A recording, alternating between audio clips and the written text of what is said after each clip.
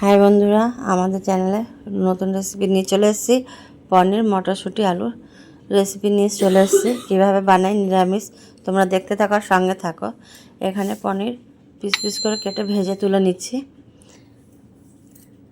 এখানে দেখতেই পাচ্ছ ভাজা হয়েছে, তাই ওই তেলের মধ্যে আমি লবণ হলুদ দিয়ে আমি আলুটাকে ভেজে নিচ্ছি। ভালো করে ভাজা হয়ে গেছে।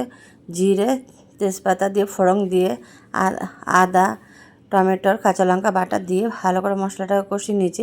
এখানে হলুদ গুঁড়ো জিরের গুঁড়ো আর কাঁচা লঙ্কার গুঁড়ো দিয়ে ভালো করে মশলাটাকে কষানো হয়ে গেছে। স্বাদ মতন লবণ দিয়ে এবার আলু ভেজে রাখা দিয়ে ভালো করে কষিয়ে নিচ্ছি। তার মধ্যে আমি মটরশুঁটিও দিয়ে দিলাম, দিয়ে ভালো করে কষানো হয়ে গেছে। এরপরে পনিরটা দিয়ে আমি নেড়ে চেড়ে নিচ্ছি। ভালো করে মশলাটাকে কষানোর পরে এবার আমি পরিমাণ মতন ঝোল দিয়ে দিচ্ছি। দেখতে পাচ্ছ আলু সিদ্ধ হয়ে গেছে, রেডি হয়ে গেছে। ভালো লাগলে লাইক করে কমেন্ট করো।